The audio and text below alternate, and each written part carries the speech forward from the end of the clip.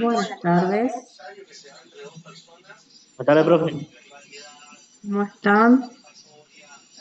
Bien. Mm, Hoy van a tener clase conmigo, no con la doctora. Y vayan prendiendo un cachito sus cámaras, así los veo.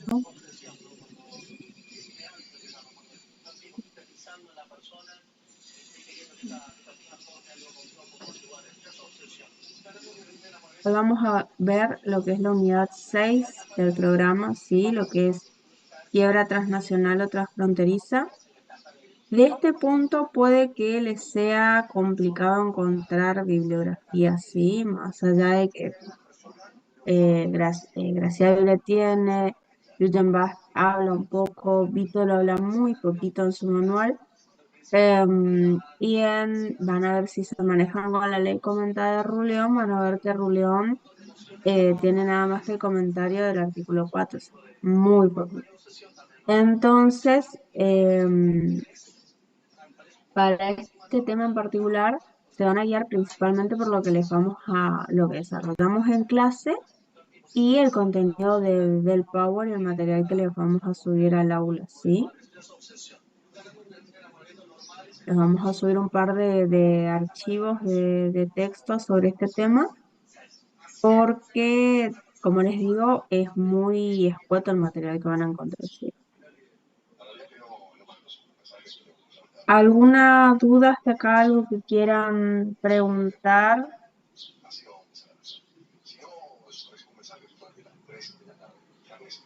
¿No? Acuérdense que el final es acumulativo, ¿no? Concursal y liquidativo. Ah, ¿Cómo será, profe? A desarrollar multiple choice, verdadero o eso falso. depende. ¿Cómo les fue en el primero? Y ¿Muchos se nos fueron a gustaría recuperar? multiple choice, profe. Sería espectacular.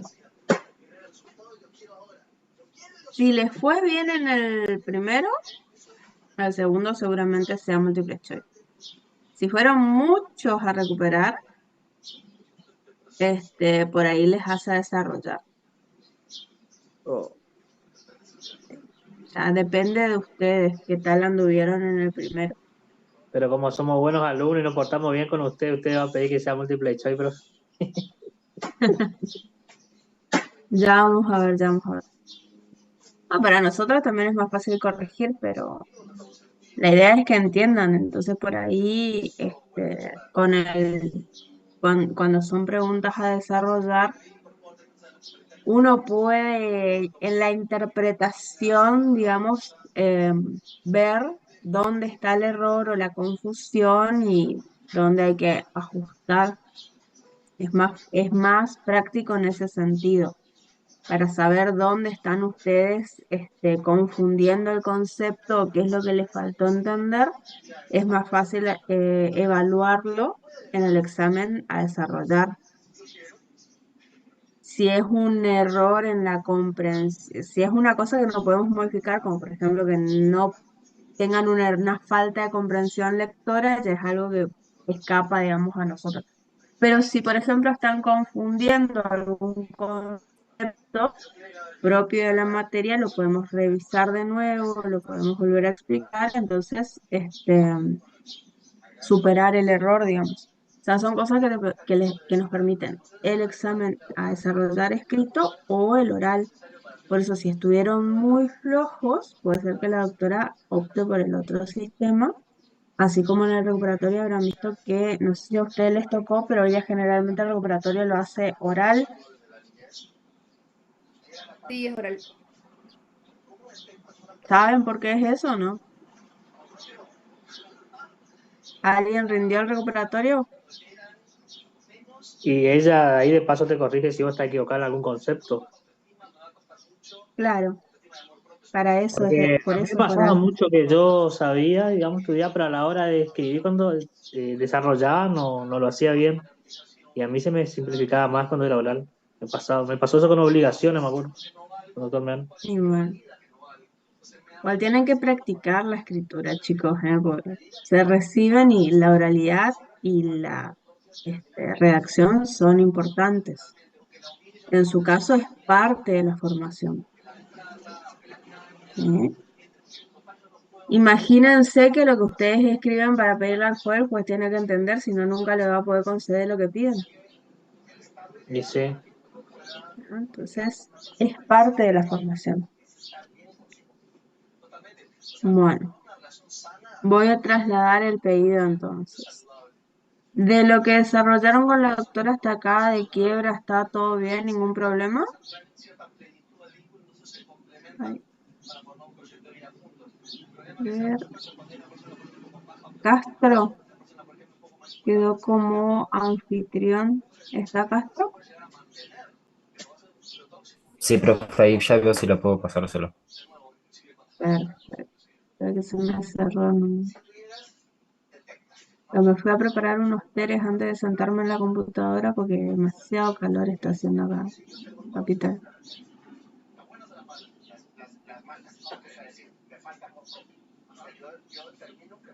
Ahí, Ahí fíjese, creo que ya está. sí, ahí. ¿Mm?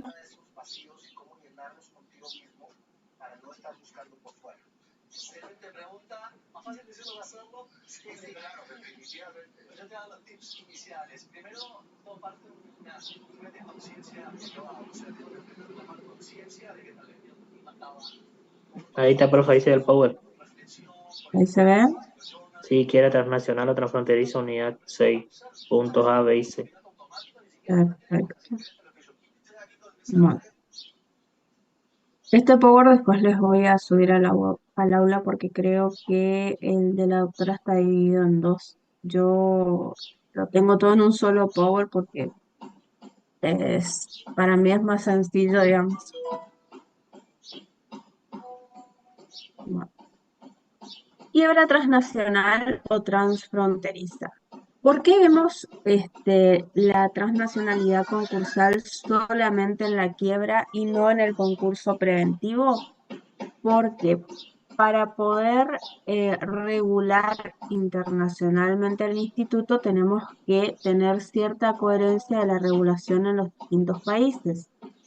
Y ustedes habrán visto que mientras que para nosotros el concurso preventivo se da con lo que es el estado de cesación de pagos, no hay un acuerdo unánime ni siquiera en nuestra propia doctrina sobre el concepto de estado de cesación de pagos, si bien la Corte ya se pronunció al respecto y sobre la diferencia entre cesación de pagos e insolvencia. Lo cierto es que en los distintos países la preinsolvencia o concursalidad se ha regulado bajo distintos parámetros. La cesación de pagos, las dificultades económicas, el estado de dificultad para afrontar los giros económicos y un montón de conceptos más en lo que hace al derecho comparado concursal. Como no hay acuerdo en el derecho comparado sobre la base de la preconcursalidad, no se puede regular de forma internacional. Ahora, con la quiebra sí hay acuerdo. ¿Por qué? Porque la quiebra presupone la insolvencia. Y sobre la insolvencia sí hay acuerdo en el derecho internacional. Concepto de insolvencia es un concepto global sobre el cual se puede regular internacionalmente, se pueden realizar tratados. ¿Ah?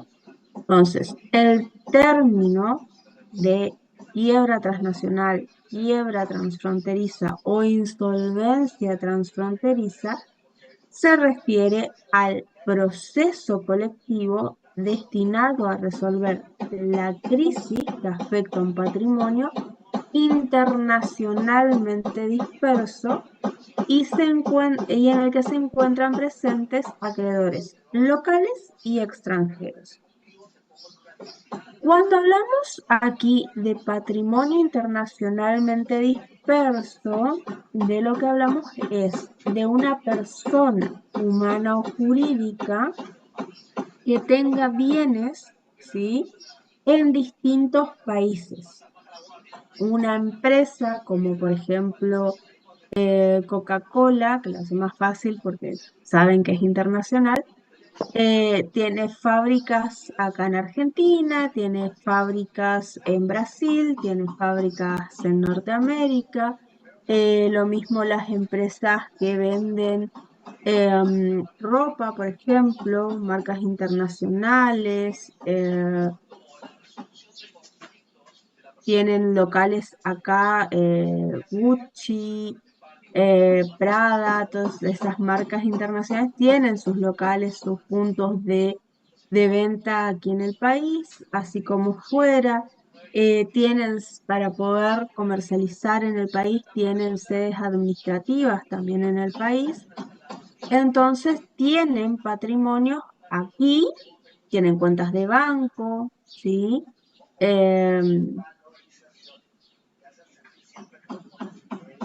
Patrimonios aquí y en el exterior, ¿sí? En distintos países. A esto hace referencia el patrimonio internacionalmente disperso. No hace falta que sean más de dos, con dos países es suficiente para que hablemos de un patrimonio internacionalmente disperso, ¿sí? Fíjense, por ejemplo, la yerba CBC, que es una empresa argentino-paraguaya, ¿sí? La yerba CBC es una empresa binacional que con capital argentino y capital paraguayo y que tiene fábricas aquí en Argentina, no me acuerdo si es el norte de Corrientes o el sur de Misiones, ya, pero yendo para ese lado, y tiene también del lado paraguayo, ¿sí?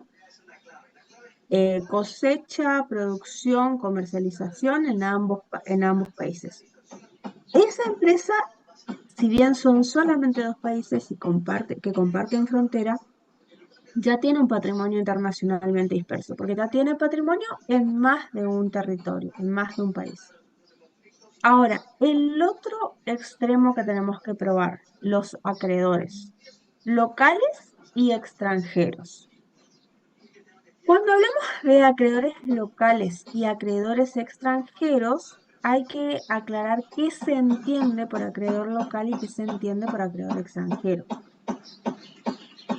Para yo decir que un acreedor es local, este acreedor tiene que, mejor dicho, el crédito de este acreedor tiene que ser pagadero en la Argentina. Entonces, un acreedor local. Si yo le tengo que pagar en Argentina, el crédito es local, el acreedor es local. Si yo le tengo que pagar en Paraguay, en Brasil, en cualquier otro lugar, el acreedor es extranjero, ¿sí? No me importa la nacionalidad del acreedor, no me importa el lugar donde se firmó el contrato, no me importa dónde se cumpla la obligación por la cual yo tengo que, como contraprestación, abonar una suma dineraria. Todo eso no importa. Lo único que yo voy a tener en cuenta para determinar la localía o la extranjería es dónde voy a realizar el pago. Según el contrato, dónde estoy obligado a pagar. Y eso va a determinar si es local o extranjero. Profe, ¿usted no graba la ¿Sí? clase, no? No, no la estoy grabando. ¿Quieren que la grabe? Sí, por favor, profe. Pasa que no sé si se la puede grabar en la nube, no sé si después para subirla como... A ver, Si no, si no le molesta, yo buscar mi compu y Recording voy a in poner a grabar. progress. ahí está. Después vamos a ver cómo me explican cómo hago para subirla, porque no me deja grabar en la nube. Ok, profe. Pero bueno. Entonces, las dos cuestiones que hay que determinar para ver si procede la quiebra transnacional o transfronteriza es entonces que haya un patrimonio internacionalmente disperso y que haya acreedores locales y extranjeros. Entiéndase como tal según el crédito, sea pagadero en el país o no. Después dice, aquella situación o procedimiento de insolvencia abierta en una determinada jurisdicción y en la cual el patrimonio del insolvente está disperso en varias jurisdicciones. No es necesario, para que se declare la quiebra transnacional transfronteriza, no es necesario que el sujeto sea insolvente en todas las jurisdicciones. ¿Tá? Por ejemplo, si una persona, una empresa que tiene sus bienes tiene bienes en Argentina y en otro país, declara su quiebra, supongamos que es una empresa argentino-brasileña, ¿sí? Tiene bienes en Argentina, tiene bienes en Brasil. En Brasil le declaran la quiebra, ¿sí? Un acreedor pide la quiebra y se la declara. Iniciado el proceso de quiebra en Brasil, no es necesario que yo espere acá en Argentina a que la empresa se vuelve insolvente también en el país. No, yo con esa sentencia de quiebra que dictó el juez brasileño, vengo acá al juez argentino y le digo, señor juez, este sujeto en el otro país está en quiebra. Yo acá necesito que se le declare la quiebra también, porque si no, no corro riesgo de que él lleve todos sus bienes afuera y yo no cobre nada. Entonces, en ese caso, bajo el fundamento, ¿sí?, de la existencia de una quiebra declarada en otro territorio, yo puedo pedir que se declare la quiebra también aquí en Argentina. ¿Sí? Ya lo vamos a ver, eso es lo que establece el artículo 4 de nuestra ley.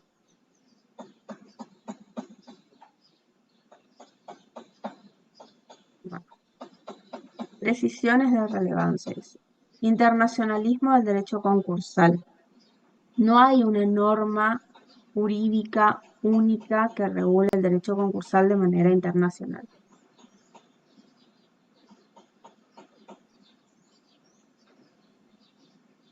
Internacionalmente existen diversos tratados, existen convenios, ¿sí? Y existe lo que se denomina la lex mercatoria, pero no hay una norma única de rango internacional.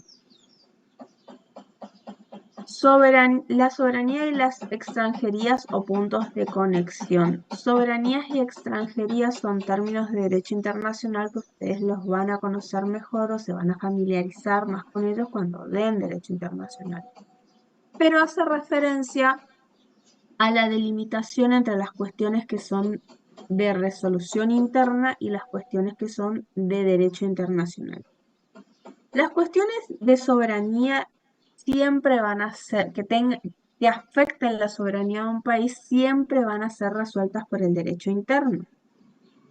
Las cuestiones que afecten a sujetos de un país o a ciertos territorios considerados de un país en otro, a ciertos institutos propiamente dicho, pueden llegar a chocar, a colisionar y puede llegar a ocasionar situaciones de extranjería. Situaciones de extranjería son aquellas en las que, ya sea por los sujetos que intervienen, por el hecho que interviene, por el lugar en el que ocurre el hecho, colisionan más de una jurisdicción.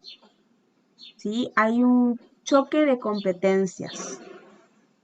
Ese choque de competencias hace necesaria la determinación de bien optar por un derecho supranacional para esos casos, ¿sí?, que supla al derecho interno, o bien optar por tratados y convenios, también internacionales, que remitan, según ciertas condiciones, a una u otra norma interna.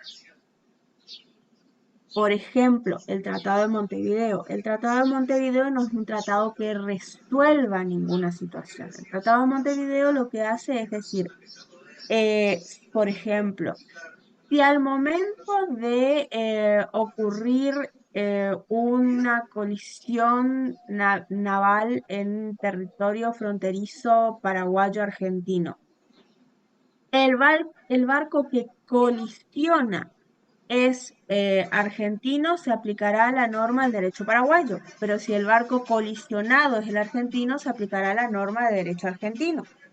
Sea, es una norma de remisión. Lo mismo en cuanto al derecho concursal. En cuanto al derecho concursal, el Tratado de Montevideo nos dice que se determinará la norma según quién sea, según dónde esté el patrimonio, ¿sí? Y según el juez competente será en cada jurisdicción de acuerdo al patrimonio en cada jurisdicción, ¿sí? Es decir, aplica un sistema de remisión. Derecho internacional privado concursal y derecho comparado. No es lo mismo. El derecho internacional privado concursal se encarga de resolver los conflictos de extranjerías en materia concursal, ¿sí? Resolver los conflictos de distintos acreedores y deudores internacionalmente dispersos en materia concursal. El derecho comparado concursal compara la regulación interna de los distintos países para observar similitudes y diferencias, pero no regula, ¿sí? Simplemente compara. Sistema de Derecho Internacional Privado en materia concursal. Nuestro sistema de Derecho Internacional Privado es un sistema en el cual nosotros tenemos una regla general básica, ¿sí? Que hoy está en el Código Civil y Comercial de la Nación, que regula normas básicas de Derecho Internacional Privado, y luego un sistema de convenios y tratados en los que la Argentina ha decidido negociar con los distintos países para solucionar ciertos conflictos. En la mayoría de los casos son convenios y tratados de remisión, como el de Montevideo, donde lo que se negocia es cuál va a ser la norma aplicable. Pero también hay casos de delegación de facultades, donde lo que se hace es darle a una jurisdicción externa la facultad de resolver el conflicto. Bueno, en orden interno entonces rige el Estatuto de la Quiebra, la ley concursal, la LSQ, ¿sí? En el ámbito del territorio de la República Argentina rige la LSQ. En el orden internacional, el ordenamiento de la quiebra extranacional le corresponde al derecho internacional privado, convenios y tratados. El régimen de la quiebra extranacional debe estar contenido en convenios internacionales que fijen la jurisdicción, el procedimiento y los efectos extraterritoriales del auto declarativo de quiebra. La jurisdicción, es decir, a quién es el juez competente para declarar la quiebra. El procedimiento, ya vamos a ver los distintos sistemas que existen, pero ¿qué debo yo probar para poder pedir la declaración de quiebra? Y los efectos, hasta dónde se extiende esa declaración. No obstante lo anterior, el hecho de que la solución más adecuada consiste en regular la quiebra extranacional en convenios internacionales, lo cierto es que también puede ser admisible que dicha materia se regule y esté contenida en el derecho internacional privado comercial interno.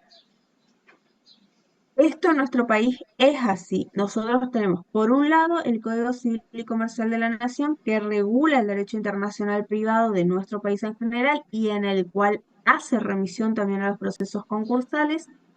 Y tenemos lo que es el artículo 4 de la Ley de Concursos y Quiebras, que también habla de lo que es los procesos de quiebra transnacional o transfronterizo.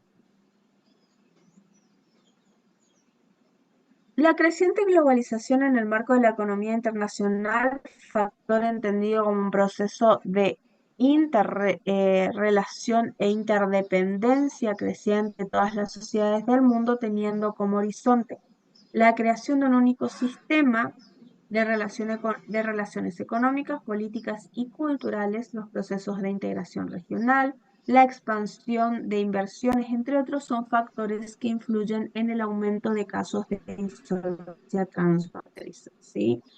La globalización, ese proceso que borra las fronteras de los países y acerca el comercio internacional, favorece estos casos de quiebra transnacional o transfronteriza.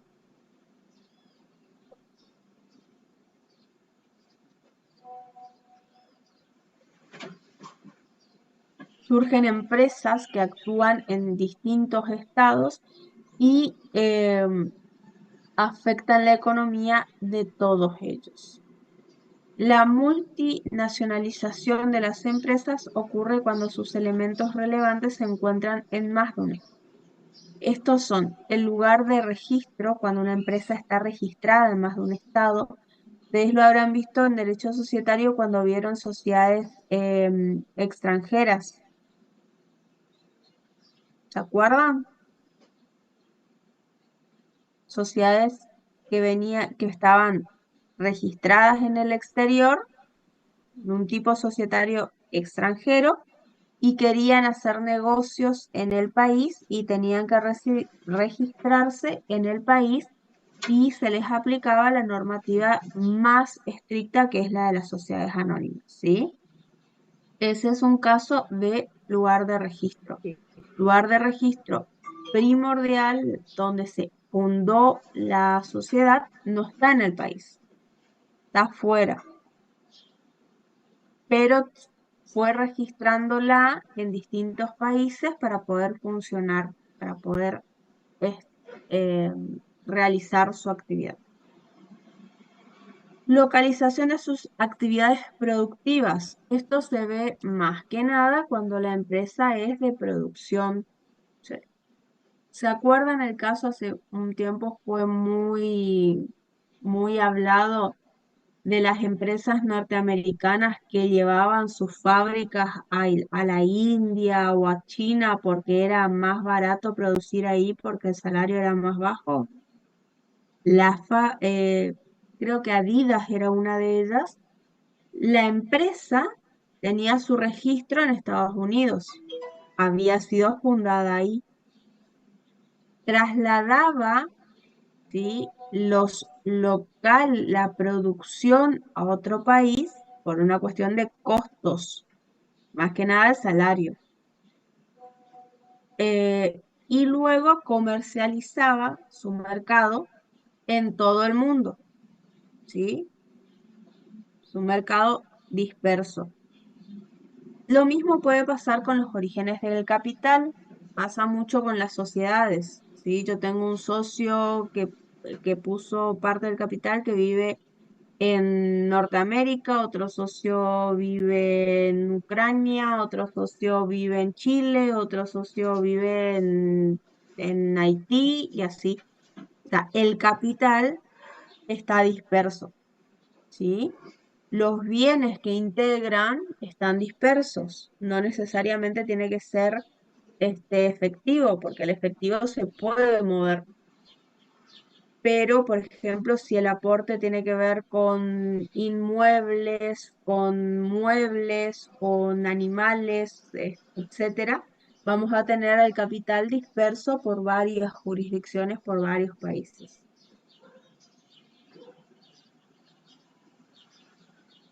En el marco de transacciones comerciales, estos agentes se encuentran en dificultades de cumplir con las obligaciones contraídas, como es el pago de las deudas. Estas dificultades de cumplimientos nos introducen en la insolvencia internacional. ¿Se acuerdan cuál era la diferencia? Les habrá explicado la doctora porque a ella le gusta mucho ese tema. La diferencia entre insolvencia y estado de cesación de pagos. Una relación de género-especie.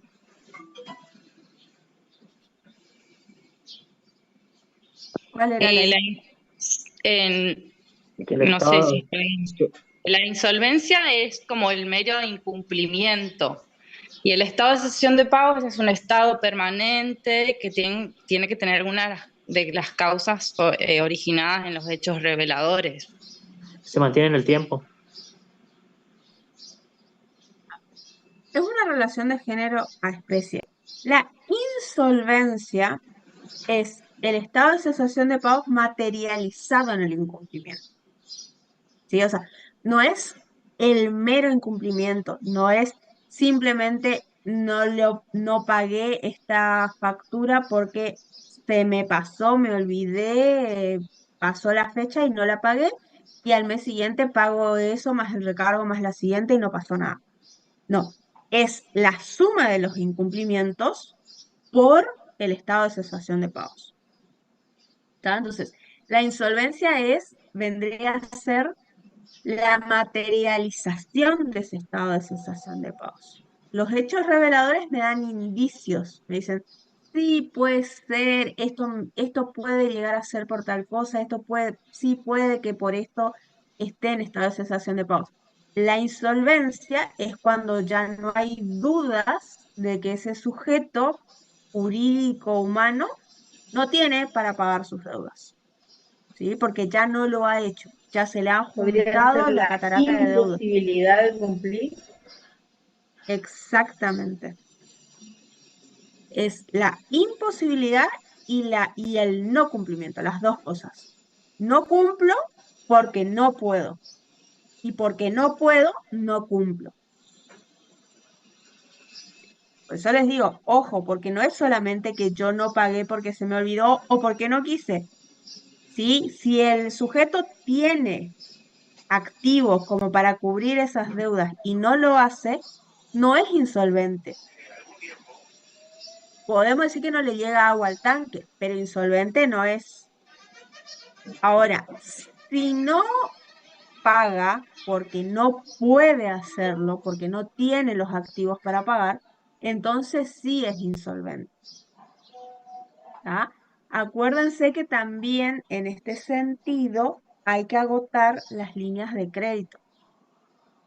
Se considera insolvente recién cuando el sujeto ha agotado toda posibilidad de adquirir una línea de crédito que le permita superar un bache, ¿sí? La insolvencia incluye no solamente la disponibilidad de activos en cuenta propia, sino los activos crediticios, ¿sí? Se consideran activos crediticios en una empresa a la posibilidad, el rango de margen, ¿sí? De endeudamiento que yo todavía puedo adquirir. Yo tengo que haber agotado eso también para considerarme insolvente.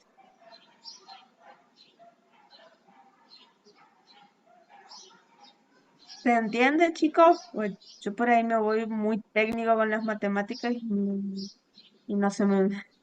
Sí, insolvente no tiene que tener crédito. No tiene que tener crédito, no tiene que tener ningún activo con el que pueda pagar. Y ya no pagó.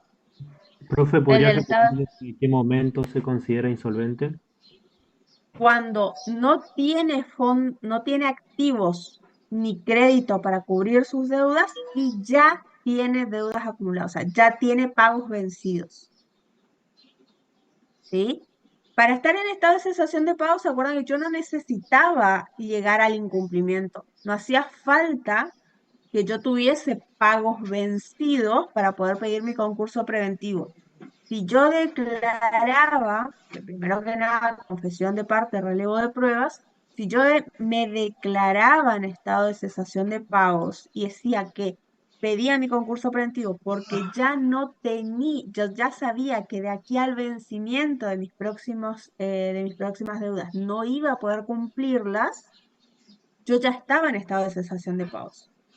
Para estar insolvente, tiene que llegar ese vencimiento y yo no haber pagado. Por eso decimos que es la materialización del estado de cesación de pagos.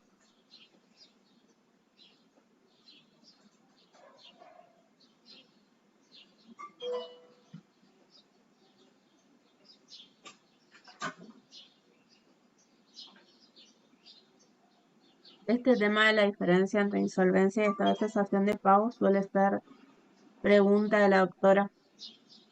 A ella le encanta este tema.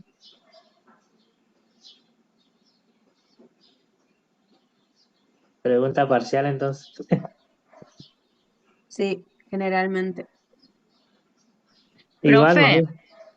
Sí, no tener bienes en el activo es ajá. requisito indispensable Para la insolvencia, sí.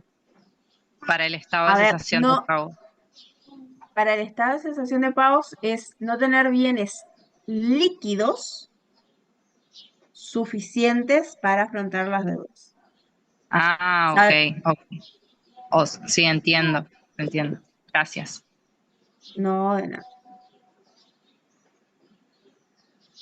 Sí, Ojo, yo no creo. tener bienes me refiero a no que sea, no que esté en la calle, digamos, no que viva en la calle Claro, el sí, deudor, bienes sino que, líquidos, plata en caja, digamos. claro, que los bienes, en el caso de los bienes, que los bienes sean menores, que el activo sea menor al pasivo, ¿sí? Ay, con eso decimos no tengo bienes. Líquidos. Y el activo líquido sí no solo en caja, sino lo que yo pueda Realizar. este, realizar sin pérdida. Si yo puedo vender maquinaria o algún otro bien, algún inmueble, lo que sea, y pagar, y no lo vendo a precio vil, sin tener que venderlo a precio vil, o sea, sin tener que perder en esa venta, entonces yo tengo activos líquidos. Si yo no tengo, como decís vos, plata en caja, no tengo línea de crédito en el banco, y para poder pagar tengo que malvender un inmueble, es decir, venderlo a menor valor de lo que lo vendería de no estar en este estado de necesidad.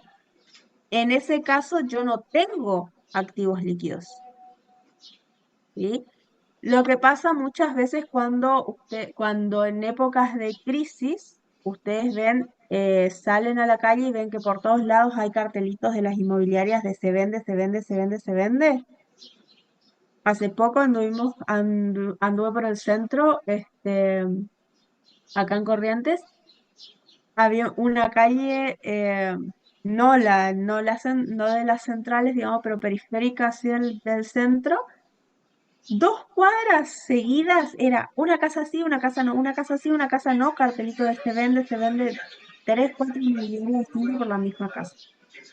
Eso ocurre mucho en épocas de crisis, ¿sí? Sobre todo con eh, inmuebles de zonas céntricas o que se vuelven céntricas. Bienes que se adquieren en generaciones anteriores a un valor menor del que tienen hoy. Entonces, por lo que el abuelo compró el terreno e hizo la casa, el nieto paga todos los meses de impuestos. ¿Sí? Entonces, ya no le alcanza para mantener ese inmueble, sobre todo teniendo en cuenta las subas que hay en épocas de crisis de los impuestos, y tiene que vender. Eso es venta a precio bien. ¿Por qué? Porque vende apurado por la necesidad. Necesita vender porque no puede sostener el inmueble. Distinto es el caso de aquel que en, en el mejor momento de la economía de un país, cuando se están haciendo edificios y demás, viene la inmobiliaria y le dice, tu casa quedó en medio de una zona que hoy es muy rentable hacer edificios y le da lo que vale la casa, más 2 departamentos, más un collar para el perro, todo con tal de que le venda el terreno porque a la inmobiliaria le es más rentable la construcción del edificio que dejar ese terreno ahí, pague lo que pague. Y, o sea, no es lo mismo. ¿Sabe por qué yo le preguntaba si era requisito indispensable la disposición de activos líquidos? Porque vio que acá en Goya se está llevando a casa el juicio de Zoe, que es oral público, está en todos los noticieros. Una de los defensores acá oficiales, su teoría del caso es que no era una estafa piramidal, sino que eh, va a llevar a cabo la teoría del estado de cesación de pagos. Pero bueno, había como varios eh, activos que interpreto podrían ser líquidos. Ese caso es muy interesante de ver. Sí, van a buscar todas las vueltas habidas y por haber para justificar, evitar la condena de fraude. Pero salvo que, salvo que vos puedas probar que no tenías ningún comprador interesado en pagar el precio real, digamos, de los activos, difícilmente puedas probar la falta de liquidez. Y creo que no es Claro. el caso, no es el caso, digamos. No, un sistema Ponzi el de ellos. Sí, Al horno. bueno, sí, está complicado, pero es un lindo caso para ver de dónde sacan la justificación de abajo de la galera, es un lindo caso. No envidio al abogado de Zoe porque la tiene difícil. Creo que es más de uno, ¿no? Paula, Tres, tres profes, tres. dos defensores oficiales y un defensor particular que es el expositor. Lo que pasa es que son tres los condenados también, creo. Cinco. Ah, era una sociedad. Cinco, sí, en la sociedad ilícita creo que también.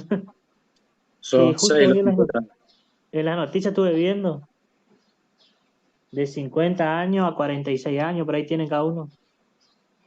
Siempre están lejos para la domiciliaria. Sí. Nadie de ahí en asociación ilícita están al horno. Sí, no, es complicado, por eso yo no los envidio a los abogados. Van a cobrar bien, pero van a tener que laburar por cada peso, así que No, y ya igual, salgan o no salgan los tipos, cobran igual su honorario. sí, no cobran lo mismo. No. Lo que sí que no sé, no sé cuántos años le pueden dar, porque como han sido los primeros delitos de estos tipos. Ustedes todavía no tienen procesal penal, ¿cierto? No, profe, yo no. Son varias cosas las que tiene que tener en cuenta el juez para merituar la sentencia. Una sola de ellas es la reincidencia, pero después también tiene que tener en cuenta la gravedad del hecho. O sea, no importa si es la primera vez, o sea, no importa si es la primera vez o no, no es lo mismo ir a robar un chupetín que ir a asaltar un banco. Sea la primera vez o no, no tiene la Claro. misma, la capacidad del autor no es lo mismo que te robe una zapatilla, un chico sin estudio que vaya a venderla para comer, a que lo haga alguien que no tiene necesidad y tiene estudios y simplemente lo está haciendo por maldad o para hacer un daño a alguien. De hecho, hay una sentencia de hace unos años, fue tuvo mucha repercusión de una jueza acá en Corrientes que elevó la pena de dos chicos que chocaron, o sea, le mataron a una chica con el auto. Le elevó la pena porque los dos eran casi profesionales, a punto de recibirse, de buenos ingresos, es decir, tenían la plena capacidad para saber que lo que estaban haciendo estaba mal. O sea, subir a un auto alcoholizado y chocarle a alguien era algo que tenían las condiciones para saber que era plausible y lo hicieron igual, entonces se les subió la pena. Por eso te digo, el hecho de la reincidencia es solamente un factor que se tiene en cuenta.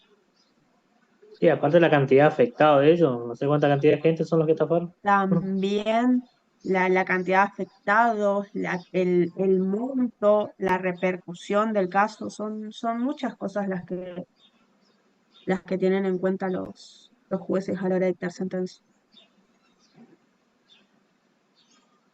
Bueno, seguimos entonces. Bueno,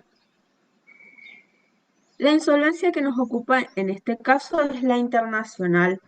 Y ahí los elementos de extranjería son los que les decía al principio. El patrimonio internacionalmente disperso, es decir, que tenga bienes en distintos países, y la existencia de acreedores locales y extranjeros, es decir, créditos pagaderos en los distintos territorios donde tiene bienes. La regulación. Este instituto concursal está regulado en el artículo 4 de la ley 24.522, la ley de concursos y quiebras. Tiene mucho tratamiento doctrinario y jurisprudencial también, es decir, tienen como fuente la doctrina y la jurisprudencia, más que nada jurisprudencial, les diría, porque no es un tema muy desarrollado por la doctrina. Y fuente normativa internacional y convencional. Eso ya lo vamos a desarrollar más en extenso. Las situaciones de quiebra con elementos transfronterizos se han multiplicado en los últimos años, tanto cuantitativa como cualitativamente, de manera que la comunidad jurídica se ha venido interesando por este tema desde ya hace algún tiempo. Esto les diría sí y no. A ver, es un tema que en un momento tuvo mucha resonancia. Hoy somos pocos los que trabajamos el tema. No es tanta la bibliografía sobre el tema. Sí hay muchos casos, sí hay muchas sentencias sobre las cuales trabajar. Pero material bibliográfico como tal es poco lo que van a encontrar porque no son muchos los autores que escriben sobre el tema, ¿sí? Fíjense acá en todo lo que es norte argentino, no le estoy hablando NEA, le estoy hablando norte argentino, yo soy la única que escribe sobre el tema. O sea, hace poco hubo un proyecto de regulación para que se incorpore una ley especial o una modificación a la ley concursal para desarrollar un poco más el tema. No pasó, digamos, de la comisión, así que quedó ahí en espera.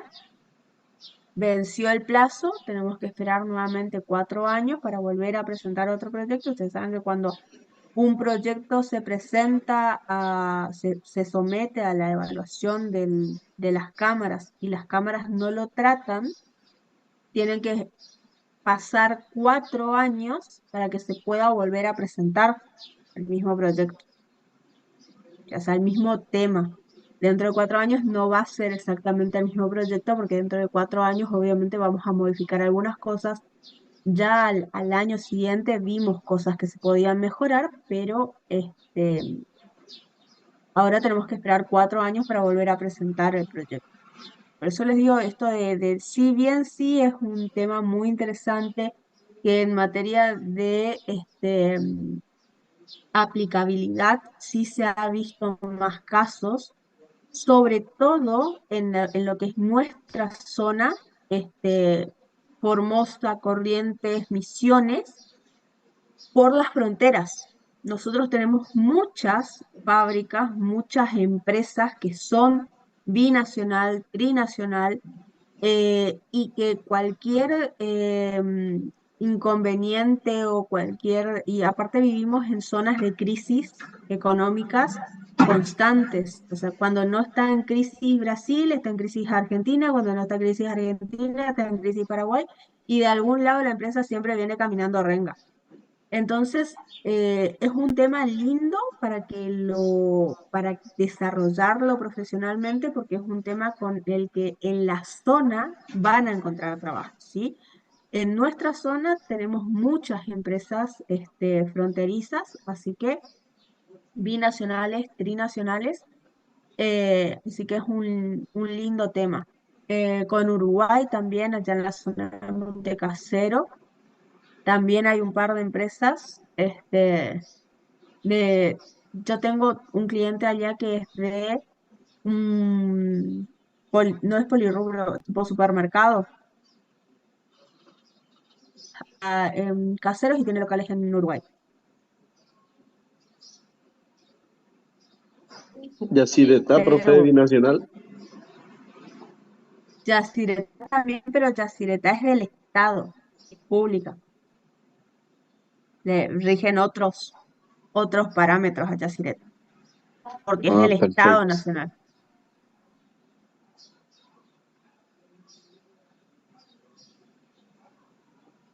Bueno, sistemas legislativos. Dentro de lo que es la quiebra transnacional o transfronteriza, hay distintas formas. Los distintos estados han llegado a distintas soluciones en cuanto a cómo proceder ante una insolvencia internacional. Vítolo nos dice que habría que resolverlo por el lado del derecho societario. A Vítolo habría que decirle que no todas las empresas internacionales son sociedades, pero sí es una buena idea regular mejor, no obstante, el tema de las sociedades extranjeras en Argentina. Le falta a esa parte de la ley societaria bastante regulación, y su paso por la IGJ no colaboró con eso porque desreguló en lugar de regular bastante, pero bueno, haz lo que digo, no lo que hago, ¿no? Eh, lo que sí, la regulación de los grupos societarios, de la participación societaria y de las sociedades extranjeras son temas que si bien son temas que hay que reforzar en el derecho societario y que ayudarían mucho a lo que es el tratamiento de la quiebra transnacional o transfronteriza, no agotan ahí el tema, ¿sí? La cuestión de la insolvencia va más allá del derecho societario, porque la insolvencia abarca distintas personas jurídicas y también personas de existencia humana o visible. Así que ayuda lo que propone Vítolo, pero no agota, no soluciona por completo el problema. Bueno, dentro de los criterios para regular las quiebras transnacionales o transfronterizas, tenemos, para empezar, el criterio. Este criterio desconoce los efectos locales de la quiebra extranjera y a la vez niega la propagación de los efectos de la quiebra local en el exterior. En el caso de existir, dice, un patrimonio internacionalmente disperso, los acreedores deberán solicitar la declaración de quiebra en cada país donde existan bienes. En cada caso se someterán a las exigencias locales. Es decir, cada acreedor en cada país y sobre los bienes de ese país, el juez es competente. Cada juez en cada país es competente para dictaminar la quiebra sobre los bienes en ese territorio y respecto de los acreedores locales de ese territorio. ¿Sí? Para poder pedir la quiebra de un acreedor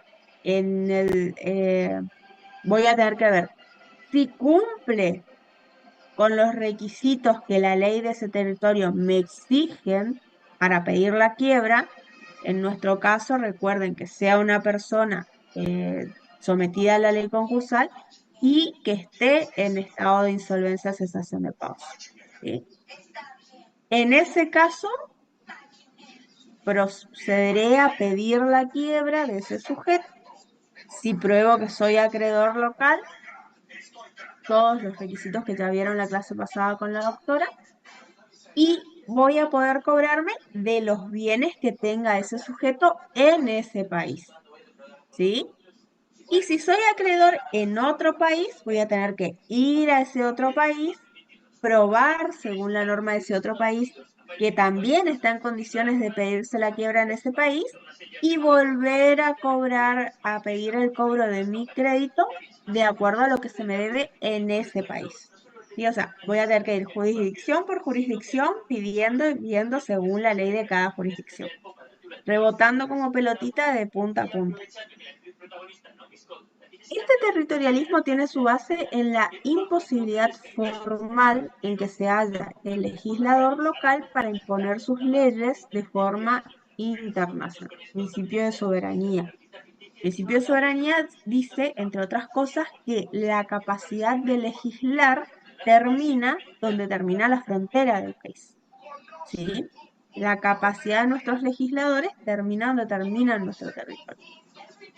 Su fundamento radica en que el supuesto de que, en el supuesto, perdón, de que se admitiese que la quiebra declarada en un estado propagara sus efectos al territorio de otro estado, en donde también existiesen bienes del deudor, lo cierto es que se paralizaría la gestión del comerciante y se le impediría restablecer su equilibrio económico. También tiene su base en el interés de los acreedores en perseguir individualmente el cobro de sus créditos en otros estados, en donde el deudor posea bienes a su nombre. Respeta mucho lo que es el criterio de soberanía, ¿sí? Sin impedir el derecho de los acreedores de perseguir su crédito, pero les dice que lo tienen que hacer de acuerdo a las leyes de cada país y en cada país. Después tenemos el criterio extraterritorialista. Y este tiene dos variantes. El criterio general sostiene que todos o algunos de los efectos de la quiebra declarada en un país deben propagarse a los demás países en donde existan bienes, deudas o créditos. Entre los argumentos están: el estatuto de la quiebra es personal. Esto quiere decir que la declaración de quiebra causa estado. ¿Se acuerdan que la doctora les habrá recalcado en la clase pasada que la sentencia declarativa de quiebra lo que hace es causar estado en el deudor y declararlo en quiebra? Desde ese momento se considera al deudor un quebrado, ¿sí? Y ese es un carácter intuito personae del deudor, tan suyo como su nombre, su estado civil, su género, y que lo acompaña, como todo eso otro, a donde él vaya. ¿Sí? Entonces, si yo me llamo Sabrina en Argentina y me voy a Brasil, mi nombre va a seguir siendo el mismo. Yo no me voy a llamar María en Brasil y Sabrina en Argentina. Yo tengo el mismo nombre, soy la misma persona. Si yo estoy soltera acá, voy a estar soltera en Brasil. Si yo estoy casada acá, voy a estar casada en Brasil. No se anula el vínculo ni el estado de civil por el hecho de que yo cruce una frontera. ¿Tá? Lo mismo, dice esta teoría, pasa con el estado falencial. Con la declaración de quiebra, el sujeto se encuentra en un estado falencial que lo acompaña a la jurisdicción donde él se traslade. Las sentencias gozan de extraterritorialidad. Hay sentencias, es decir, la sentencia de quiebra no es la única, hay muchas sentencias que gozan de una extensión fuera del país. De hecho, el artículo 517 de nuestro Código de Procedimiento prevé el procedimiento necesario para la realización del exequatur, que es nada más y nada menos que hacer valer una sentencia extranjera en el territorio local. ¿Sí? Tiene nombrecito y todo, ¿sí? Se llama exequatur y está regulado en el Código de Procedimiento argentino. La extraterritorialidad del auto declarativo de quiebra se funda en la necesidad del comercio internacional. El otro criterio me decía que si yo extiendo los efectos voy a detener la libre circulación del mercado. Este criterio nos dice, no, momento, lejos de detener la libre circulación del mercado, lo que hace es dar seguridad a las transacciones comerciales. Porque no es lo mismo negociar con alguien que yo sé que tiene una quiebra en tal lado, que yo sé que tiene un problema económico en tal país, a negociar con alguien a ciegas, ¿sí? Sin saber que en otras jurisdicciones está teniendo problemas económicos. Es como poner plata en ese esquema Ponzi, ¿se acuerdan? O sea, yo no sé qué está pasando y pongo, invierto. Sí, o sea, la seguridad jurídica, la seguridad del comercio, está en riesgo si quienes invierten, si quienes comercian con ese sujeto, no están al tanto de su situación económica real. Entonces, resumiendo, los fundamentos de la extraterritorialidad. Estos conceptos revisten especial importancia en la reglamentación sobre la quiebra contenida en los tratados de Derecho Comercial Internacional de Montevideo de 1889 y 1940. Les estaría haciendo falta una actualización a los tratados de Montevideo, pero bueno.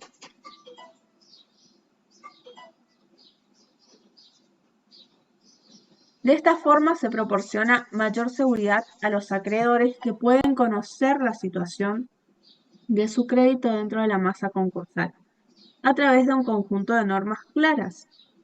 Un único procedimiento general ahorra gastos administrativos. Permite una distribución equitativa y eficiente entre los acreedores de los bienes del deudor en caso de liquidación de su patrimonio. Ahora, dentro del criterio de extraterritorialidad, este punto es medio un trabalengua, pero bueno. Existen a su vez dos modalidades: la quiebra única y universal y la pluralidad de juicios de quiebra. La quiebra única universal es un solo proceso, un solo juez, ¿sí?, que libra exhortos a todas las jurisdicciones de lo que él va haciendo, ¿sí? Él va llevando el proceso, él aplica el que previno, aplica su norma y a los demás jurisdicciones libra exhortos, ¿sí? Ese es la quiebra única universal. La pluralidad de juicios es el juez que previno lleva su causa, ¿sí?, lleva su proceso en su territorio. Los demás jueces, cada uno en su territorio, tomando como base la sentencia, ¿sí?, del otro juez, va llevando su proceso, ¿sí? Necesito que uno empiece para que todos los otros puedan empezar sus procesos. ¿Se entiende cuál es la diferencia? Esto también es pregunta parcial. De sistemas es pregunta parcial. Profe, pero estos exhortos, ¿a quién va dirigido específicamente? ¿No hay otro juez en otra jurisdicción al que se lo remite o cómo funciona? Claro, funciona de la misma manera que los exhortos locales. Si vos tenés una quiebra local, vos tenés un juez que previene, ¿sí? Acuérdense que si bien la quiebra tiene jurisdicción provincial, ustedes no van y presentan al fuero federal, sino que van y presentan al fuero de la provincia el pedido de quiebra. Este juez, ¿sí?, va a ver cuáles son los bienes que tiene el deudor. Si tiene un inmueble, yo presenté la quiebra porque la sede de la administración de la empresa está en Corrientes, entonces yo le presenté la quiebra al juez de la provincia de Corrientes, pero resulta que el fulano tiene a su vez una fábrica en el interior del Chaco y tiene unos galpones donde junta mercadería para embarcar en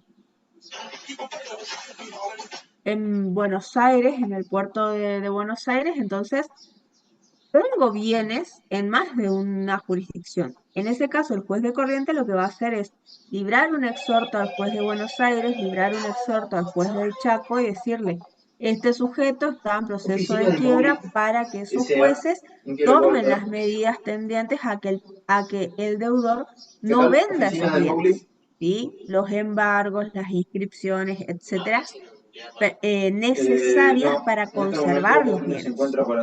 ¿Tá?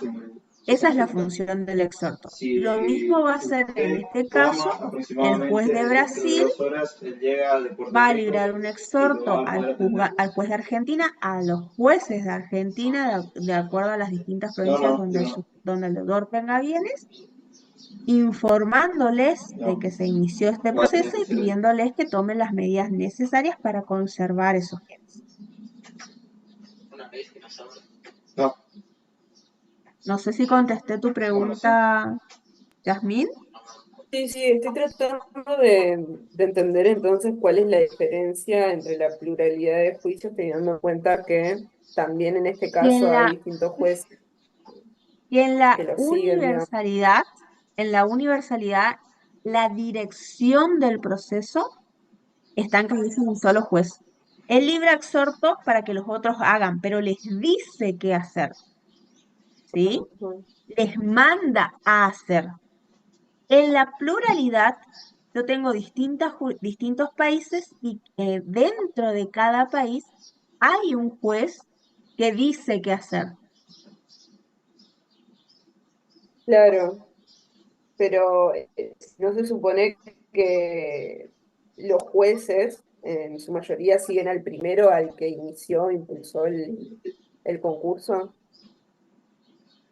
No necesariamente, porque en este caso, como estamos hablando de distintas jurisdicciones, cada jurisdicción va a aplicar su ley concursal. ¿Entendés? Ok. Ahí está la diferencia. Que acá yo la única manera que tengo es el exhorto porque todos tenemos la misma norma. Porque para todos en Argentina la ley concursal es la 24.522. Pero en el caso del sistema extraterritorialista, vos ten en cuenta que son distintos países y cada país tiene su norma interna. Entonces, bajo el sistema universal, el juez que previene es el que va a aplicar la norma, el que va a decidir qué normas aplica. ¿Sí? En cambio, en la pluralidad de juicios, cada jurisdicción va a aplicar su norma interna, tomando como base que hay un caso, ¿sí? Pero dentro de su jurisdicción, cada juez va a aplicar su norma interna. Entonces, puede ser que en una jurisdicción, otra de las penas, digamos, en el juicio universal único, a la hora de desarrollar el proceso, todos los acreedores van a concurrir a una misma masa.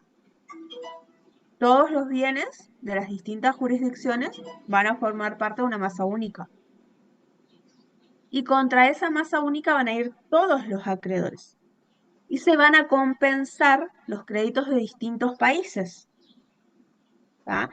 En la pluralidad de juicios no hay esta compensación. Cada acreedor va a tener que ir al juez de cada jurisdicción por la parte que le corresponde cobrar de su crédito en esa jurisdicción. ¿Sí? Y en caso de remanente, ¿sí? De que quede algo, en ese caso recién, los acreedores que no, vas a tener acreedores, quiebras, mejor dicho, donde hay remanente y quiebras donde no fue suficiente el activo, porque cada juicio es independiente.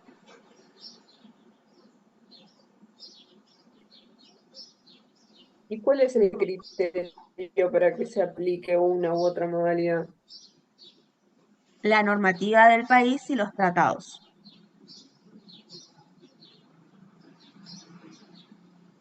Acá tenemos dos sistemas, uno de los cuales tiene dos modalidades, pero también tenemos otro sistema más, que es el sistema mixto.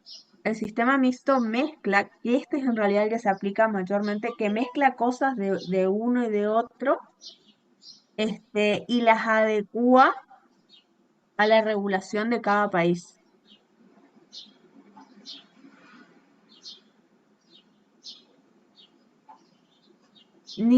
Hoy por hoy, en el mundo, no tenés ningún país que aplique el sistema territorialista o el extraterritorialista único o plural puro, ¿sí? Ningún territorio aplica ninguno de estos sistemas de manera pura, ¿sí? La mayoría son de sistema mixto. Mezclan cosas de ambos sistemas y las adaptan a la realidad de su jurisdicción.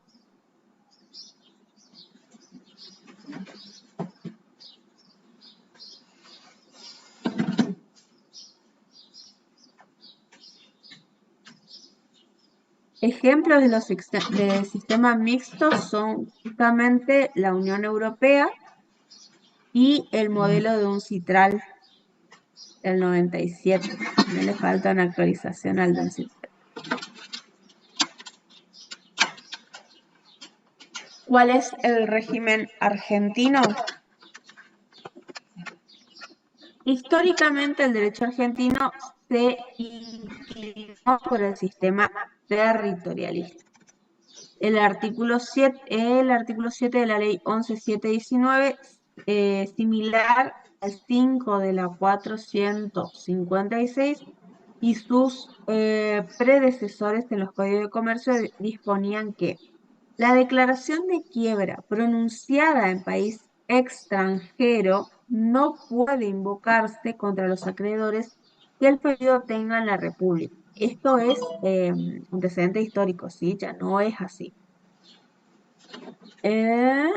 Ni para disputarles derechos que pretendan tener sobre los bienes existentes dentro del territorio, ni para anular los actos que hayan celebrado con el fallido. Declarada también la quiebra por los tribunales de la República, no se tendrá en consideración a los acreedores que pertenezcan al concurso formado en el extranjero, sino para el caso de que, pagados íntegramente los acreedores de la República, resulten sobrantes. Fíjate que aún siendo marcadamente territorialista, en el final es extraterritorialista, porque al final da la posibilidad de que si hay remanentes se reparta entre los acreedores de los otros territorios. Por eso ningún sistema es puro, ni lo fue nunca. ¿Sí? La delimitación de los sistemas es más una cuestión doctrinaria, conceptual, que práctica, porque en la práctica es muy difícil implementar alguno de esos sistemas de manera pura.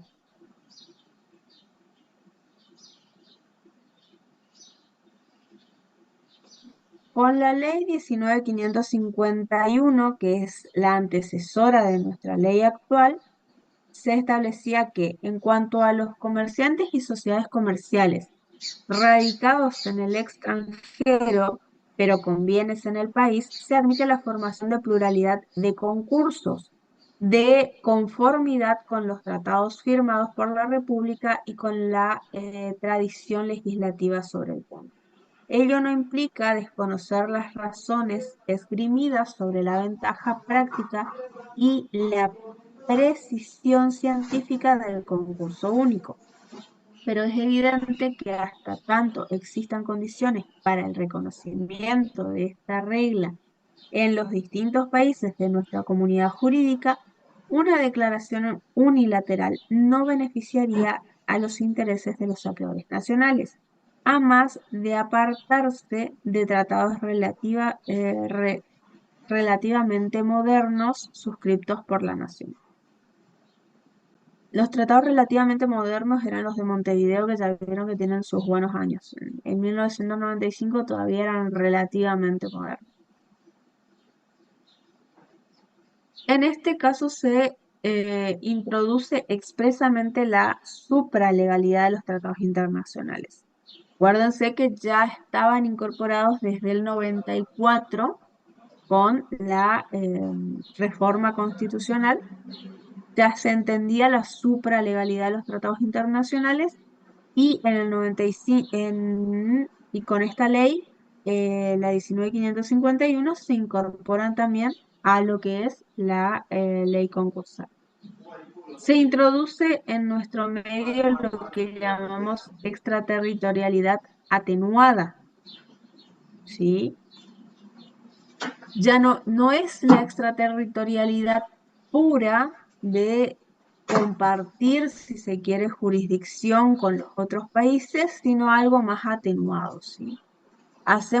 Traemos lo que dijeron los jueces en los otros países, pero acá aplicamos nuestro derecho.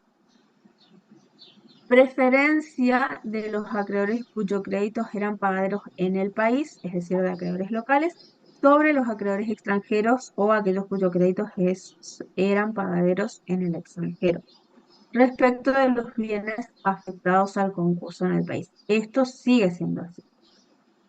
La vinculación del artículo 4 con el artículo 2 permite directamente la declaración de concurso en el país de personas y sociedades residentes o constituidas respectivamente en el extranjero sin necesidad de aguardar idéntica declaración en el lugar donde se domicilia. El artículo 2 me permite a mí que si en el territorio, ¿sí?, la persona se encuentra en estado de cesación de pagos o es insolvente en el territorio, yo no tengo que esperar que el país donde él vive realmente o donde está la sede de la sociedad declare la quiebra. ¿Sí? El artículo 2 me permite declarar la quiebra aquí en el país, por lo menos respecto de los bienes que están en el país y para pagar a los acreedores locales, los que son pagaderos en el país. Finalmente llegamos a lo que es el artículo 4 de la ley 24.522, tal vez un poco exiguo en cuanto a la regulación, tal vez no muy exiguo en cuanto a la extensión y un tanto complejo en su redacción. El artículo 4 es el único en todo el ordenamiento jurídico concursal que regula el tema de la quiebra transnacional o transfronteriza. Es complicado en su redacción porque en un solo artículo intenta resolver todo lo ateniente a la materia, ¿sí? Entonces se vuelve un tanto difícil de comprender, de interpretar. Igual lo vamos a ir haciendo de a poco. Artículo 4. Concursos declarados en el extranjero. La declaración de concurso en el extranjero es causal para la apertura del concurso en el país. Esta es una excepción al presupuesto objetivo, ¿sí? Yo no necesito que la persona esté en quiebra, que esté en quiebra, que esté en estado de cesación de pagos aquí en el territorio, si tengo una sentencia de otro país que dice que esa persona está en quiebra. Yo con esa sentencia reemplazo el presupuesto objetivo, estado de cesación de pagos, y puedo proceder a pedir la quiebra. Solo la quiebra, ¿sí? Acuérdense que tengo las dos posibilidades. Por el artículo 4, pedir la quiebra cuando se pida fuera sin que esté en estado de cesación de pagos acá. Por el artículo 2, pedir la quiebra cuando esté en estado de cesación de pagos, aunque no haya una quiebra fuera. ¿Sí? Son las dos posibilidades. A pedido del deudor o del acreedor cuyo crédito debe hacerse efectivo en la República Argentina. ¿Quién puede pedir la quiebra? Solamente los acreedores locales. ¿Quiénes eran acreedores locales? Solamente aquellos cuyo crédito es pagadero en la República Argentina. Sin perjuicio de lo dispuesto en los tratados internacionales, el concurso en el extranjero no puede ser invocado contra los acreedores cuyo crédito deben ser pagados en la República Argentina para disputarles derechos de estos que estos pretenden sobre bienes existentes en el territorio ni para anular los actos que hayan celebrado contra el concursado. ¿Qué quiere decir esto? Si yo tengo una sentencia de quiebra en Brasil que dice que se suspende, ¿sí? La capacidad dispositiva del deudor. No puede vender, grabar, nada, ya está en quiebra. Pero acá en Argentina todavía no hay ninguna sentencia. Acá en Argentina él sigue teniendo libertad plena para vender, para grabar, hasta tanto algún acreedor no pida su quiebra. Algún acreedor local, ¿sí? Y ningún acreedor extranjero puede ni venir a ejecutar un bien acá en el país, ¿sí? El acreedor de Brasil no puede venir a querer ejecutar las maquinarias de la fábrica en Argentina. Tampoco puede venir vamos a ver que hay algo que se llama periodo de retracción, que es un periodo, lo van a ver en la siguiente clase seguramente, que el periodo de retracción es un periodo en el cual todas las ventas a título gratuito u oneroso que yo haya hecho en un plazo determinado de tiempo, creo que 2 años a partir retroactivamente de la sentencia de quiebra, no me recuerdo bien los plazos, pero si no estoy mal, son 2 años a partir de la sentencia de quiebra, se llama periodo de retracción. Es un periodo en el cual yo puedo, el acreedor, mejor dicho, puede pedir, eh, no le es válida, mejor dicho, al acreedor la imposición de un negocio celebrado durante esos 2 años que saque del patrimonio del deudor un bien. Si ustedes en esos 2 años anteriores a la quiebra deciden ya sea vender un inmueble, donar un inmueble, dar un privilegio a un acreedor que no tenía privilegios, todo eso no se lo pueden trasladar al acreedor concursal, ¿sí? El acreedor concursal no pueden decirle no tengo para pagarte porque este bien ya no está en mi patrimonio, o no tengo para pagarte porque vendí tal cosa, o primero le voy a pagar a fulanito porque él es acreedor privilegiado y vos sos quirografario. No, si ese privilegio se estableció en el plazo de 2 años del periodo de retracción, si esa venta se realizó en el periodo de retracción, si esa erogación em, no onerosa se realizó en el periodo de retracción, no le es imputable al acreedor, ¿sí? A él le vas a tener que pagar igual como si no hubiese realizado esa venta, como si no existiese ese privilegio, porque se realizó en ese periodo de tiempo. No ocurre esto cuando el acreedor sea extranjero y el bien esté en nuestro país. Ahí no ocurre esto, ahí no aplica ese periodo de retracción, ¿tá? Cuando el bien esté en el país, en nuestro país, y el acreedor sea extranjero, ¿sí? Cuando ya tengo una sentencia de quiebra local, ya sea por cualquiera de las dos cosas que le dije, el artículo 2 o el artículo 4, ahí sí, pero solamente sobre los bienes en el territorio, ¿sí?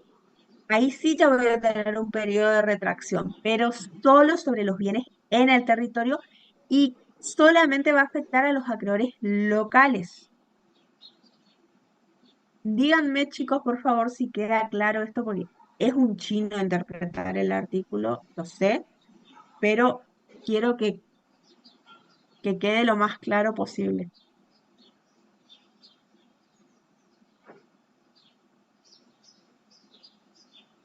Sí, profesor, no entiendo. Bueno. Pluralidad de concursos. Declarada también la quiebra en el país, los acreedores pertenecientes al concurso formado en el extranjero actuarán sobre el saldo una vez satisfechos los demás créditos verificados en aquel. Bueno, esta es una aplicación atenuada del criterio plural de la extraterritorialidad. Primero, abierta la quiebra acá en el país, se va a llevar adelante el proceso igual que cualquier quiebra con los acreedores locales. Son los únicos que forman parte del proceso realmente. Y llegados al final del proceso, a la liquidación, es decir, a la venta y pago, llegados a ese punto, nosotros vamos a pagar en el orden que nos establece la ley. Primero los privilegios especiales, los privilegios comunes y los quirografarios, laborales y comunes.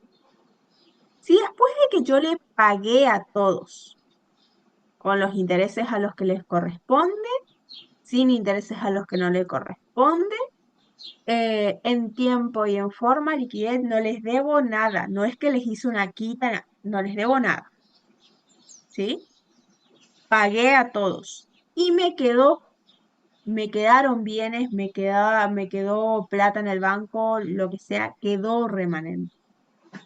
Sobre ese remanente, ¿sí? Una vez pagados los quirografarios, pagados los postergados, inclusivamente aquellos que postergan su pago voluntariamente hasta que se paga el resto, pagados todos, absolutamente todos los acreedores locales, si queda algo, si queda todavía algún remanente, recién van a poder cobrarse los acreedores extranjeros, ¿sí?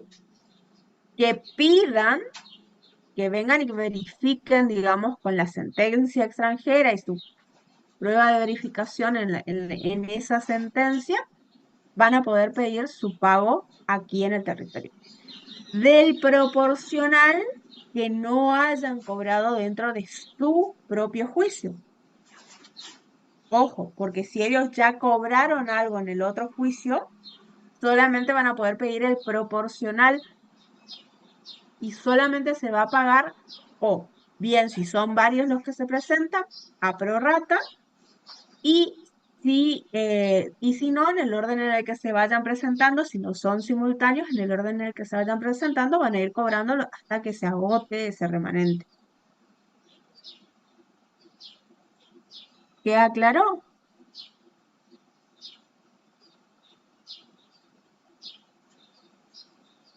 Sí, profe. Bueno. Reciprocidad. Dice el artículo. La verificación del acreedor cuyo crédito es pagadero en el extranjero, acreedor extranjero, y que no pertenezca al concurso abierto en el exterior, es decir, en su territorio no se abrió concurso. En el caso anterior, sí. En el caso anterior que vimos recién, la pluralidad de concursos, yo tenía un acreedor extranjero que ya había estado en un concurso. Este no. Este que nunca abrieron concurso, no fue parte de ningún otro concurso, está condicionado a que se demuestre que recíprocamente un acreedor cuyo crédito es pagadero en la República Argentina, es decir, un acreedor local, puede verificar y cobrar en igualdad de condiciones en un concurso abierto en el país en el cual aquel crédito es pagadero. Es decir, tenemos, por un lado, un país en el que no se abrió el concurso preventivo, país donde hay bienes y hay acreedores de nuestro deudor, ¿sí?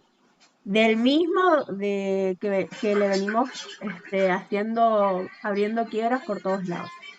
En ese país no cumple los requisitos para que se abra la quiebra. Entonces, pero hay acreedores a los que les debe. Este acreedor puede presentarse como acreedor, aún siendo extranjero, puede presentarse a verificar como acreedor local cuando, además de probar su calidad de acreedor, pruebe que no hay proceso abierto en su jurisdicción y que él, en esa jurisdicción de haberse abierto un proceso, los acreedores argentinos podrían haberse presentado también de la misma manera que él acá. ¿Cómo pruebo yo esto? Por convenios o tratados. Que exista algún convenio, algún tratado o alguna norma interna equivalente a esto. ¿Sí? De esa manera pruebo yo que existe, ¿sí? Reciprocidad. Obviamente, para eso voy a tener que cumplir todas las formalidades que la ley me exige, que es la traducción al idioma del pie de la norma, todo el proceso de exequatur que ya vimos antes, ¿sí? Lo voy a tener que presentar todo a través de extranjería para poder presentar, ¿sí? Y en ese caso, va a cobrar como un acreedor más, ¿sí? Como un acreedor más.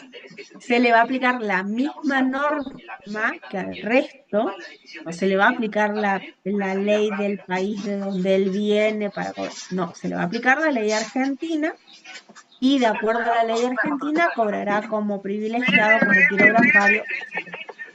¿Sí? Y en el momento y en la proporción que cobren todos los de su propia categoría. Y va a estar a los efectos de los anteriores considerado como un acreedor local. ¿Sí? ¿Por qué digo a los efectos de los anteriores? Porque va a cobrar en el momento en el que cobra la categoría a la que él hubiese correspondido dentro de nuestra ley. Y recién después van a cobrar los que sí tenían un proceso del cual ser parte en el extranjero. ¿Queda claro eso? ¿La diferencia entre los dos? ¿Cuándo aplico uno y cuándo aplico el otro?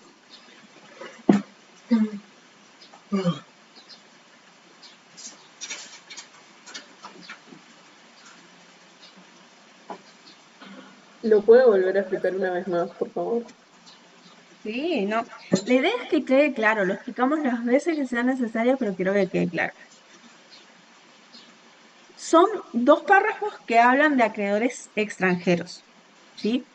En un caso tengo un acreedor extranjero que tiene en su país hay un proceso de quiebra abierto. En el otro caso, el acreedor extranjero que en su país no hay proceso abierto. Si en el país del acreedor extranjero hay un proceso abierto, cobra al final, ¿sí? De todo, puede venir y presentarse por el saldo. Puede perseguir el saldo del proceso en la proporción equivalente a lo que no haya percibido todavía en su proceso.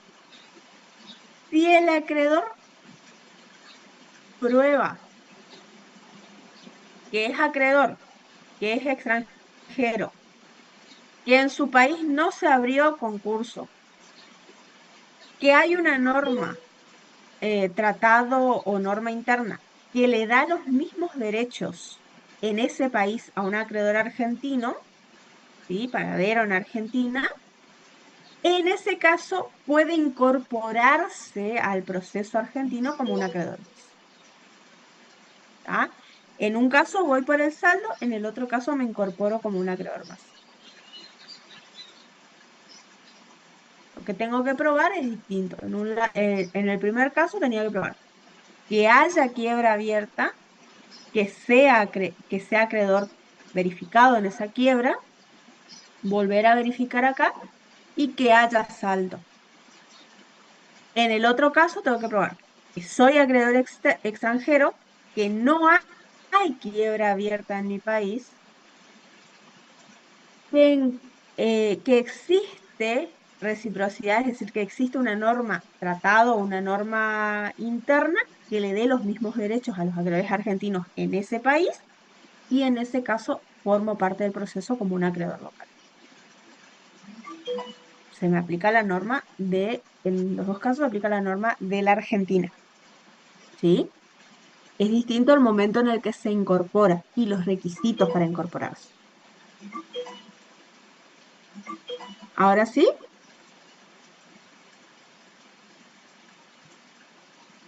Súper gracias. No, no hay por qué. Ahora vamos a ver la paridad en los dividendos. Dice el artículo, los cobros de créditos quirografarios con posterioridad... Ya no me estoy quedando sin baterías. Ahí.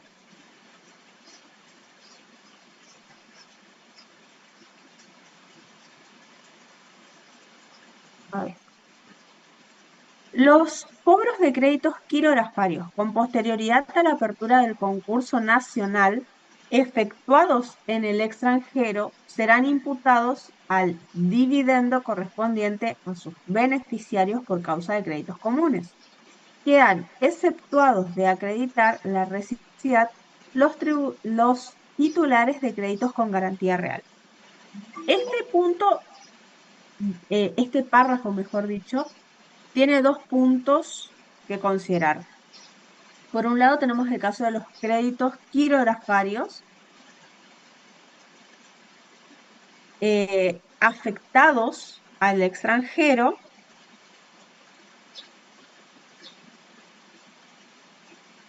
Los créditos quirografarios afectados al extranjero se refiere a los que ya cobraron algo en el extranjero, ¿sí? Si ya cobraron algo en el extranjero, acá en el proceso, y acá en el proceso se vuelven a abrir, lo pasa lo mismo que yo les decía con los acreedores extranjeros que se incorporan acá. Cobran el proporcional, ¿sí?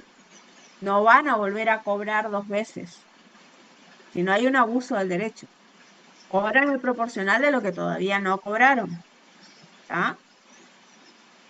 Y el otro punto es respecto a los créditos con garantía real. Los créditos con garantía real son aquellos créditos que se cobran, se ejecutan directamente de un bien o de un inmueble, como por ejemplo las hipotecas, los warrants, los debentures, la prenda, ¿sí? Son todos créditos que se ejecutan, que giran sobre un bien, ¿sí? Persiguen a un bien o a un inmueble determinado. Por esa razón, no necesitan acreditar la reciprocidad ni la extranjería. ¿Por qué? Porque rige el principio del derecho real de que el derecho acompaña al bien, ¿sí? Si se inscribió una hipoteca, una garantía, lo que sea, sobre un bien, y ese bien se traslada al territorio argentino, no quiere decir que esa hipoteca, esa prenda desapareció. Una hipoteca va a estar complicada porque trasladar un inmueble va a estar muy complicado, pero vamos a decir que es una prenda. El bien prendado sí puede ser trasladado. Si ese bien se traslada, cruza una frontera, la prenda no desaparece, ¿sí? El derecho persigue al bien. El titular de un derecho real, ya sea derecho real consolidado o de garantía, tiene derecho a perseguir el bien a donde quiera que éste se encuentre. Y eso no está exento no está limitado, mejor dicho, por las fronteras. Por esa razón no tiene la obligación de acreditar reciprocidad. No importa si acá no va a tener el mismo derecho como acreedor perdón, no importa si un acreedor argentino no va a tener el mismo derecho como acreedor en el exterior. Acreedor argentino, aquí en China o en donde sea, si tiene una garantía sobre un determinado bien, va a poder ejecutar esa garantía donde sea, ¿sí? Es algo que excede al derecho concursal, que tiene más que ver con los principios de los derechos reales, ¿sí? Entonces, por eso están exentos, porque no es que viene a ejecutar un concurso ni a cobrarse por... No, el sujeto está concursado, pero él viene persiguiendo una garantía, un derecho que tiene sobre ese bien más allá del concurso. ¿Me explico?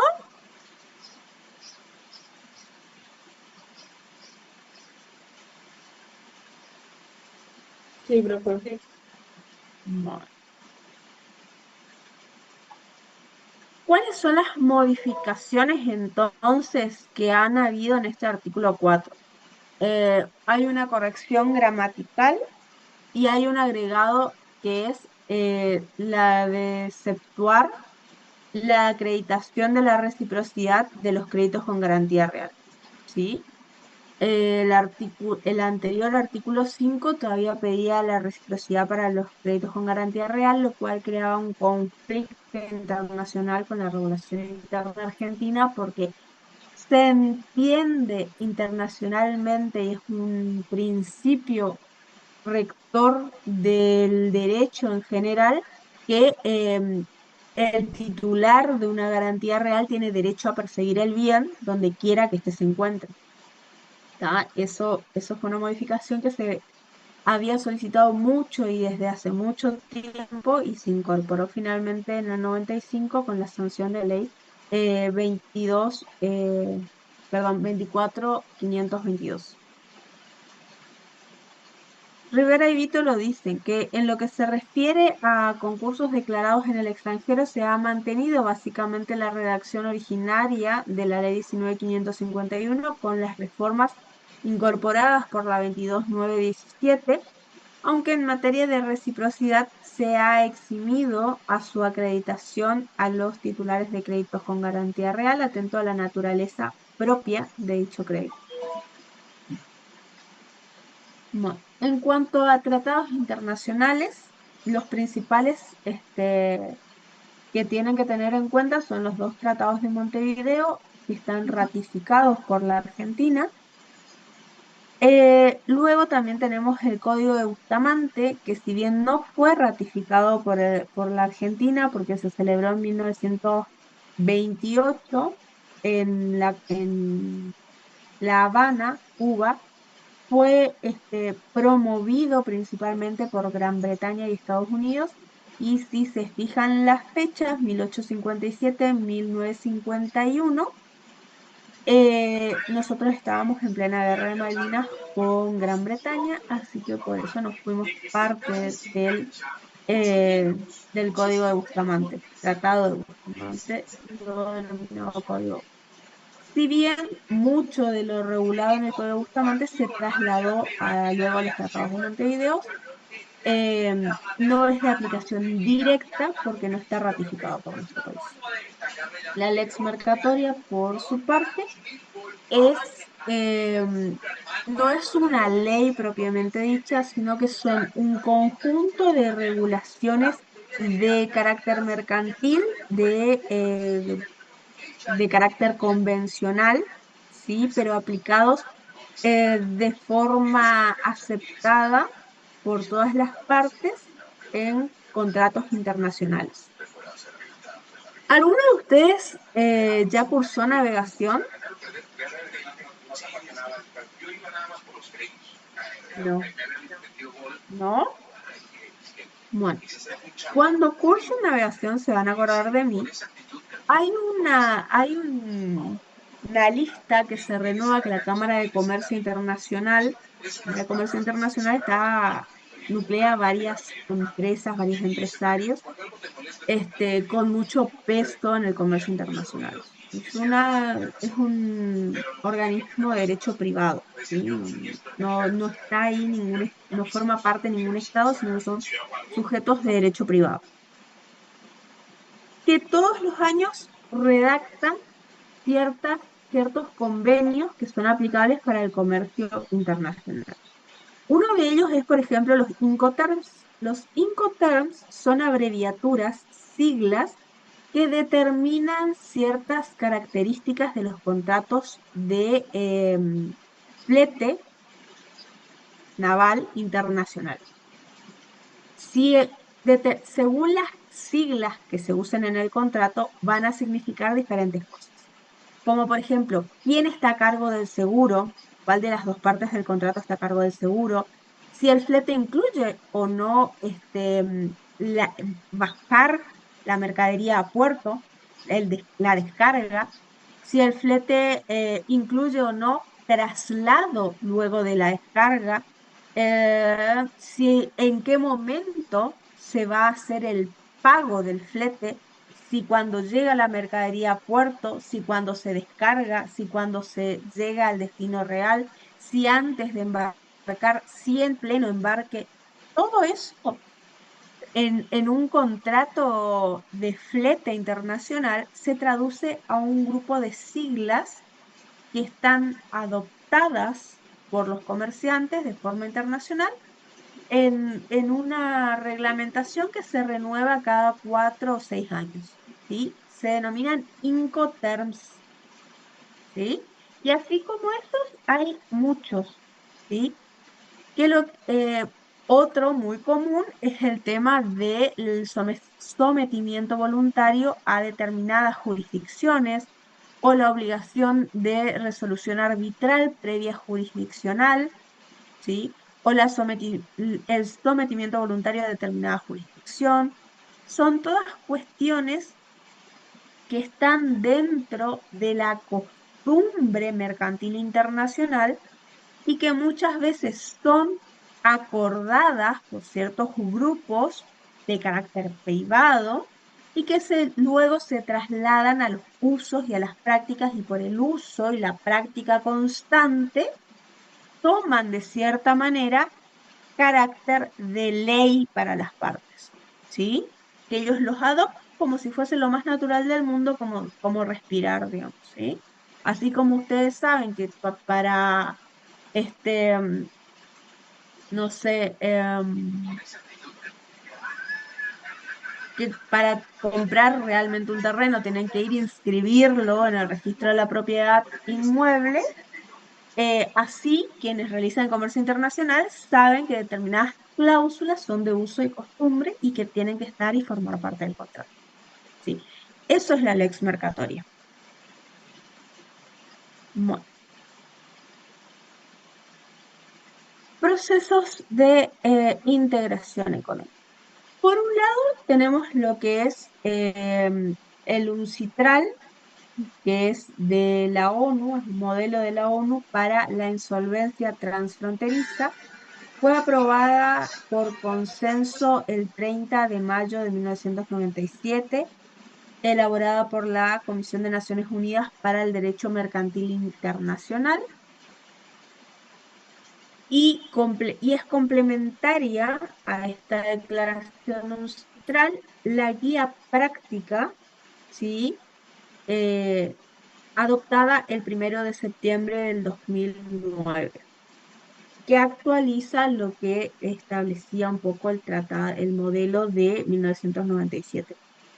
Es una guía, ¿sí? Que da la ONU sobre cómo resolver conflictos de insolvencia transfronteriza, pero no es una norma directa, o sea, no es de aplicación directa, sino simplemente remisión también, ¿sí? Son consejos sobre las regulaciones y las remisiones, nada más. Después tenemos el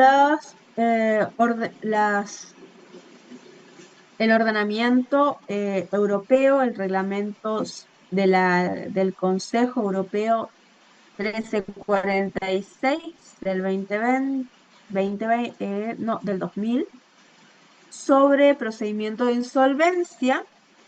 Fue aprobado el 29 de mayo del 2000 y entró en vigencia el 31 de mayo del 2002. Vale aquí la aclaración que con la pandemia en el 2019, luego en el 2020, y de ahí vino mi desliz, en el 2020 este reglamento se modificó, ¿sí? Porque la pandemia surgieron un montón de conflictos en el caso de la insolvencia, lo que hizo necesaria la modificación de este reglamento en el año 2020, ¿sí? Para establecer algunas cuestiones relacionadas a casos de extrema gravedad armonización legislativa, la tendencia lleva hacia la pluralidad concursal a través de procedimientos paralelos, debe proteger a los intereses de los inversores extranjeros. Esa es la tendencia en la armonización legislativa internacional. Contemplar no un proceso, no, la mayoría de los tratados, convenios y demás más modernos no van hacia a un sistema más territorialista que vimos de juicios únicos ni extraterritorialista único, donde vemos un juicio único y un sometimiento a una jurisdicción determinada, sino más bien vamos hacia procedimientos de carácter paralelo, donde cada jurisdicción aplica su norma, pero los efectos si son trasladados o trasladables, mejor dicho, no trasladados directamente, pero trasladables a pedido de parte o por efecto de la propia ley de la otra jurisdicción, trasladables más allá de los límites de la jurisdicción del territorio donde fueron dictados. La mayoría de las legislaciones intenta resguardar las inversiones extranjeras dentro del territorio, por lo cual intenta hacer extensivo los efectos lo menos posible, ¿sí? Cosa de no agravar excesivamente la situación de la empresa internacional en su quehacer comercial internacional. Bueno, con eso terminamos lo que es quiebra transnacional o transfrontista. ¿Alguna duda, alguna consulta hasta acá? El Power ya le subo cuando terminamos la clase.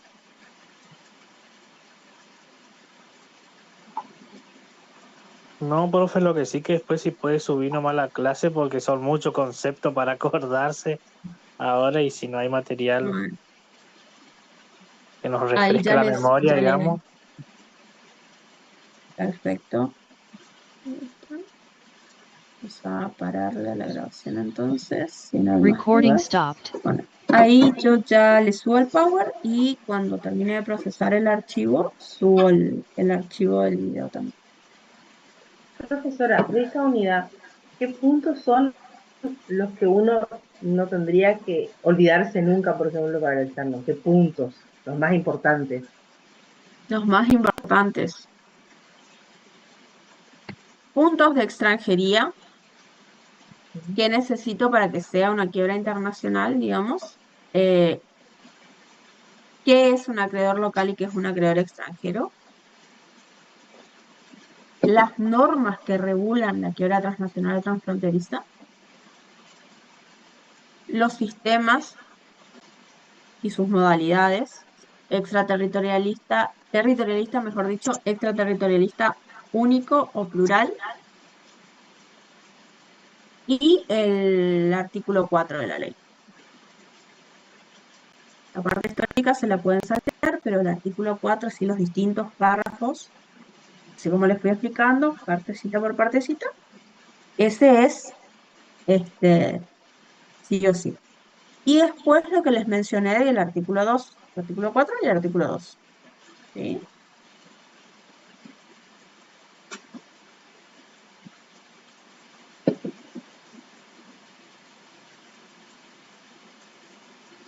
Perfecto. Perdón, cuando usted habló sobre puntos de extranjería, se refería a los elementos del patrimonio internacional disperso y los acreedores locales internacionales. Exactamente. Hay un punto de discusión también con el artículo 2 que la doctora suele mencionar en su, ya lo tiene en su Power, yo no, porque igual no lo toma, pero lo suele mencionar por si se los pregunta, que hay cierto sector de la doctrina que discute que con respecto al artículo 2, sí, de pedido de quiebra o concurso preventivo de un sujeto domiciliado en el extranjero o cuya sede esté en el extranjero, digamos una sociedad o persona jurídica, cuando no existan acreedores locales. Hay un sector de la doctrina que dice que si no hay acreedores locales, no se podría pedir la quiebra en caso de estado de cesación de pagos. Hay otro sector de la doctrina más amplio que entiende que sí, que no importa si el acreedor es local o extranjero, porque en este caso estaríamos ante un supuesto de quiebra interna, ¿sí? Porque no de quiebra